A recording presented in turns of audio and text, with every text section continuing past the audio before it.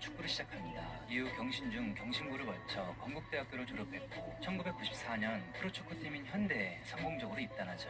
그리고 그 현대의 감독은 바로 한국 축구계의 레전드 차범근이었습니다. 참고로 유상철이 차범근 감독에 대해 가졌던 개인적인 의견은 특별합니다. 차범근은 그의 모두 선배이자 국가대표를 꿈꾸게 해준 스타였기 때문이죠. 그는 우상 앞에서 자신의 실력을 발휘하며 차범근이 그에게 반하점 만들었고 차범근은 유상철을 아낀 나머지 독일의 분데스리가를 진출시키고 계획을 가졌으나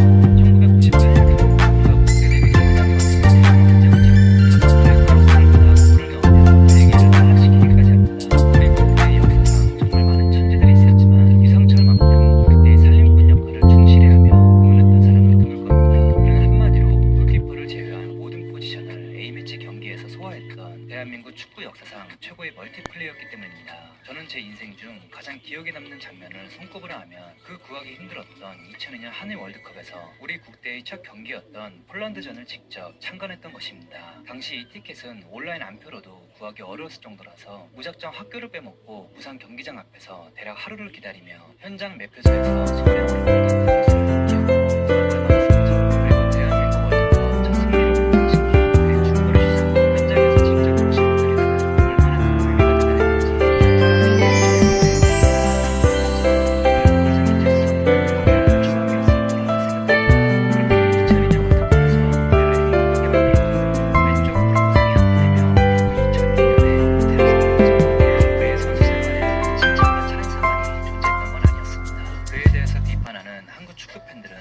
볼터치 및 드리블 능력이 떨어졌던 선수 중 하나였고 K리그 시절에는 이장관, 김대수 등과의 폭력 사태 그리고 허정모 감독이 부임하며 그를 스트라이커로 실험했던 기간에 수없이 허공으로 날려버린 슛 때문에 홈런 왕이란 별명도 붙었었죠. 하지만 그를 지금의 체계적인 유소년 축구 시스템을 걸친 선수와 비교하며 기본기가 떨어지는 선수라고 말하기에 그에겐 시대적 불운이 컸습니다. 솔직히 2002년 국대 멤버들은 요즘 세대의 국가대표에 비해서 보고 배웠던 축구 교육 시스템이 상당히 낙후가 되었기 때문이죠. 그리고 그는 이런 부족한 점을 자신의 투지와 힘으로 원한 것입니다. 그는 은퇴한 이후 앞서 말한 낙후된 한국 유소년 축구 환경을 개선하고자 직접 자신이 세운 유상철 축구 교실을 운영하면서 나라라 슛돌이 감독을 활동하는 등 지도자 생활을 시작했고 2009년에 새로 창단한 춘천 DD 공부의 초대 감독으로 부릅니다. 이 경험이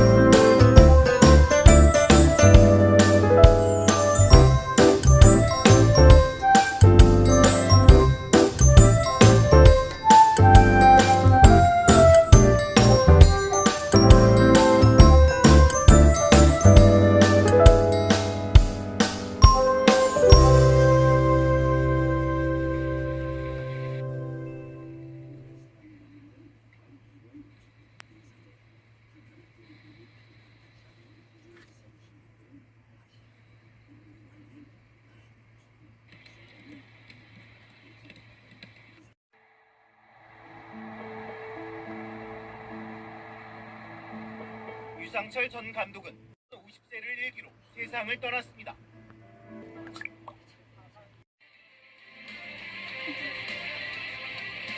카리스마 우승자 붙게 되십니다. 나무나 공백 기직 정면 스윙 유상철 골입니다. 유상철 골입. 네, 유상철 선수 골입.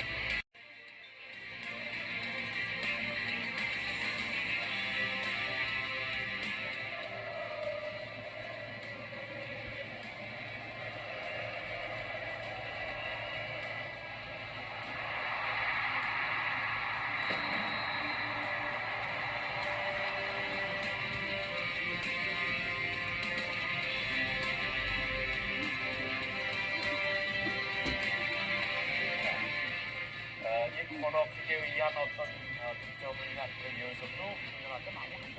자, 헤딩슛! 골이 두 번째 골! 6번 유상철!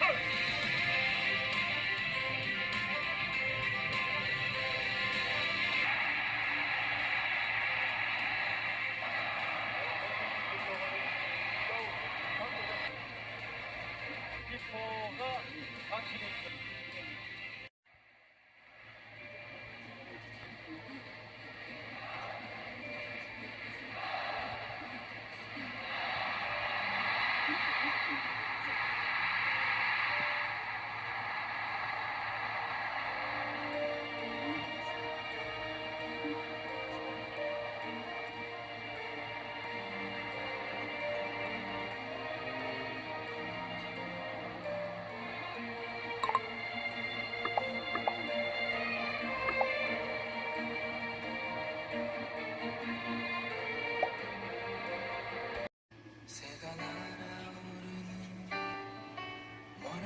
자, 올려줬습니다. 헤딩슛!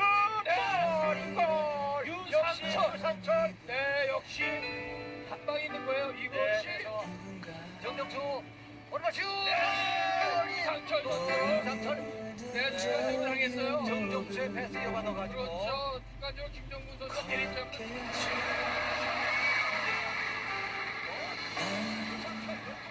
유상철 선수는 이제 일본 요코하마 마리노스에서 국내 복귀가 돼서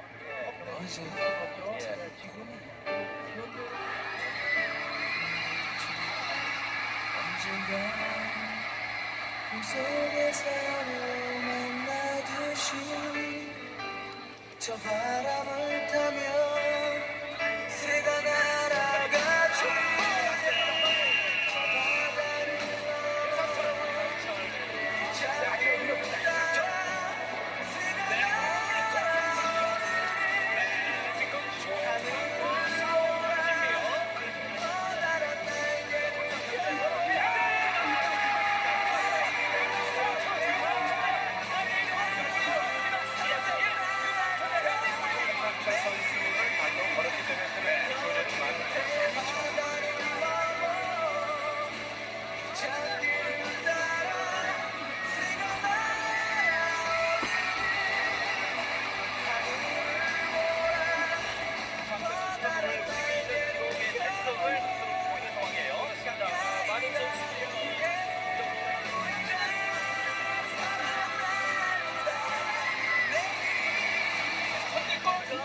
인천의 1대0 앞서기 시작합니다.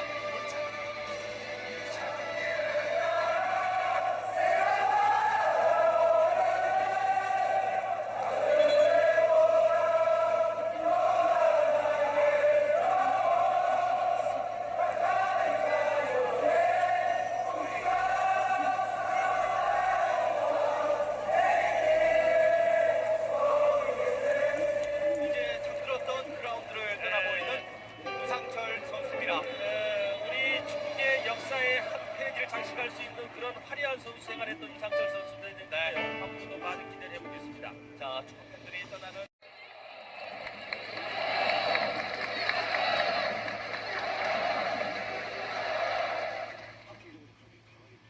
새가 날아오르는 머나먼 자, 올려줬습니다. 헤딩슛! 골! 유상철! 네, 역시 한 방에 있는 거예요. 이것이 정정수 오른발 슛! 유상철! 상철 타면 새가 날아가죠.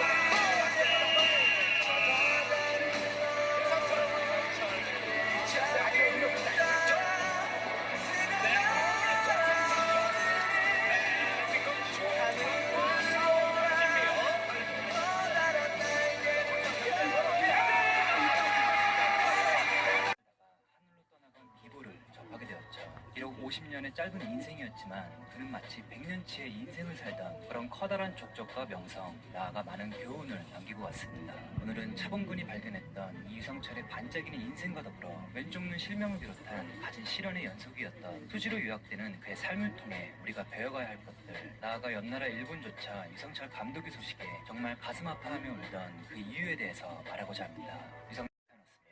초등학교 시절 축구부 선생님의 눈에 띄어 축구를 시작합니다. 이후 경신중 경신고를 거쳐 건국대학교를 졸업했고 1994년 프로축구팀인 현대에 성공적으로 입단하죠. 그리고 그 현대의 감독은 바로 한국 축구계의 레전드 차범근이었습니다. 참고로 유성철이 차범근 감독에 대해 가졌던 개인적인 의미는 특별합니다. 차범근은 그의 모교 선배이자 국가대표를 꿈꾸게 해준 스타였기 때문이죠. 그는 우상 앞에서 자신의 실력을 발휘하며 차범근이 그에게 반하도록 만들었고, 차범근은 유성철을 아낀 나머지 독일의 분데스리가로 진출시킬 계획을 가졌으나 하필 입단 첫 해였던 1994년 안타깝게도 하나의 변수가 생겨버립니다.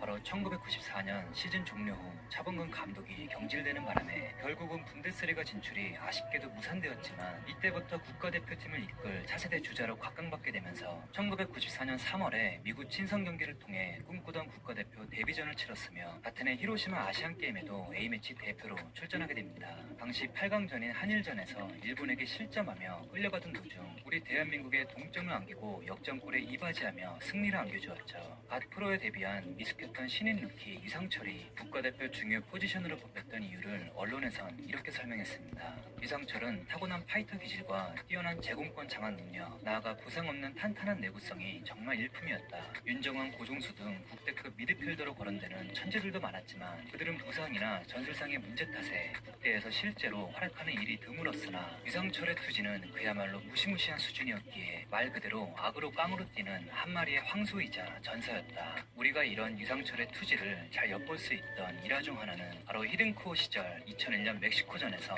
유상철은 전반전에 코가 부러졌음에도 후반전은 계속 뛰었고, 그 상태로 선수들이 밀집되어 몸싸움이 격렬했던 코너킥 상황에서 코가 부러진 아픔에도 불구하고 헤딩으로 골까지 넣을 정도였습니다. 히딩크의 자서전에 의하면 코가 부러진 상태에서는 자칫하면 코뼈 조각이 뇌로 갈 수 있던 위험한 상태였기에 계속 뛰겠다는 의사를 밝힌 유상철의 요구를 묵살하고 전반전이 끝난 하프타임 때 바로 교체를 하려고 했으나 그의 끈질긴 고집과 요구에 결국 그 상태로 출전을 시켰다 하죠. 그 외에도 그는 갑작스러운 부상으로 국대 라인업에 문제가 생기면 어김없이 최우선으로 땜빵이 가능했던 강철 체력이자 신체였고, 1998년에는 불과 국대 데뷔 4년 만에 주장 완장을 차고 하석주의 크로스를 받아 골을 넣으며 벨기에를 탈락시키기까지 합니다. 우리 국대의 역사상 정말 많은 천재들이 있었지만 이상철만큼 국대의 살림꾼 역할을 충실히 하며 공헌했던 사람은 드물 겁니다. 그는 한마디로 골키퍼를 제외한 모든 포지션을 A매치 경기에서 소화했던 대한민국 축구 역사상 최고의 멀티플레이였기 때문입니다. 저는 제 인생 중 가장 기억에 남는 장면을 손꼽으라 하면 그 구하기 힘들었던 2002년 한일 월드컵에서 우리 국대의 첫 경기였던 폴란드전을 직접 참관했던 것입니다. 당시 이 티켓은 온라인 안표로도 구하기 어려웠을 정도라서 무작정 학교를 빼먹고 부산 경기장 앞에서 대략 하루를 기다리며 현장 매표소에서 소량으로 팔던 티켓을 기어코 구하고야 말았었죠. 그리고 대한민국 월드컵 첫 승리를 확정시킨 그의 중거리 슛은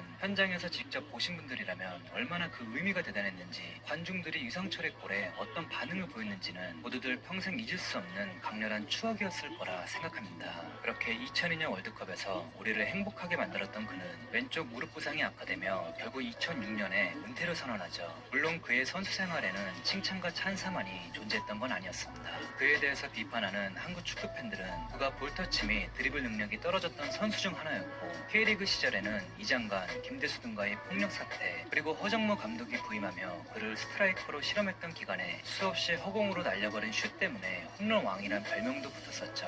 하지만 그를 지금의 체계적인 유소년 축구 시스템을 걸친 선수와 비교하며 기본기가 떨어지는 선수라고 말하기엔 그에겐 시대적 불운이 컸습니다. 솔직히 2002년 이번 국대 멤버들은 요즘 세대의 국가대표에 비해서 보고 배웠던 축구 교육 시스템이 상당히 낙후가 되었기 때문이죠. 그리고 그는 이런 부족한 점을 자신의 투지와 힘으로 보완한 것입니다. 그는 은퇴한 이후 앞서 말한 낙후된 한국 유소년 축구 환경을 개선하고자 직접 자신이 세운 유상철 축구 교실을 운영하면서 나라라 슛돌이 감독으로 활동하는 등 지도자 생활을 시작했고 2009년에 새로 창단한 춘천 기계공고의 초대 감독으로 부임합니다. 이 경험을 토대로 마침내 2000 시티즌을 맡았는데 그는 데뷔 전부터 승리를 거두게 되죠. 당시 대전 시티즌은 그가 감독을 맡기 전 9경기에서 무려 14골이나 실점하던 그야말로 답없는 팀이었지만 그에 대한 존중심으로 팀이 달라진 것입니다. 그가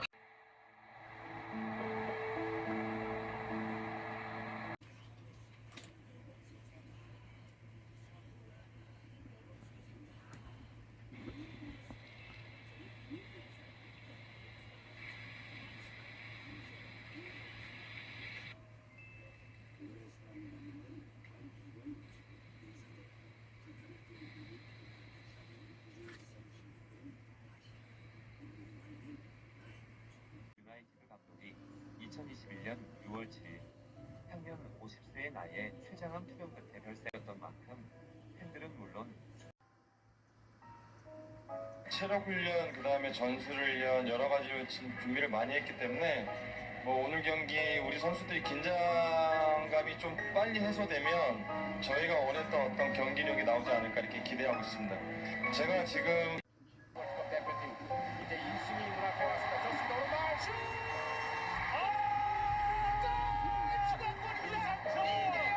유상철 두 번째 골입니다. 월드컵 첫 1승에 대한 가능성이 높아졌어요. 각 같은 슛으로 추가골 넣는 한국 이대영입니다. 유상철 오른발을 말이죠. 기가 막히게 걸렸어요. 8번 오늘 걸국대학교 동문들이 북치고 장구치고 꽤 치네요. 기가 막힙니다. 한국 두 번째 골. 완전히 뒤쪽에 걸리면서 말이죠. 골키퍼 두백 선수 꼼짝 못하고 나갔거든요.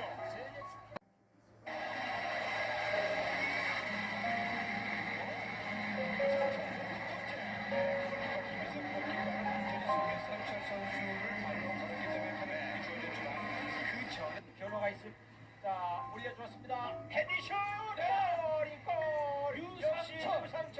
네, 역시 한 방에 있는 거예요. 이것이 갖고 나오는군요. 자, 또 하나는 지금은 김용대 골키퍼 판단이 좋았어요. 가까워 줄이고 잘 나왔습니다. 골이 전대시를 반드시 해줘야 될 필요가 있을 것 같거든요. 자, 그대로 슛!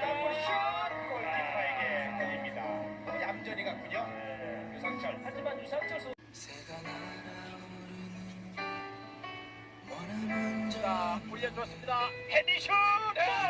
골! 유상철! 네, 역시 한 방에 있는 거예요. 이것이 정명초 오른발 슛!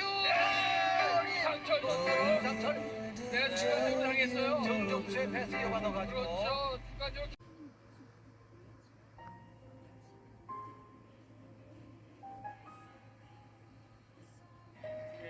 축구 선수로서의 마지막 경기장의 모습이 아닌가 하는 생각이 드는데요. 영원히 팬들께서 기억에 담아두시길 바랍니다. 이제 잠들었던 그라운드를 떠나고 있는 유상철 선수입니다. 우리 축구의 역사의 한 페이지를 장식할 수 있는 그런 화려한 선수 생활했던 유상철 선수인데 앞으로도 많은 기대를 해보겠습니다. 자,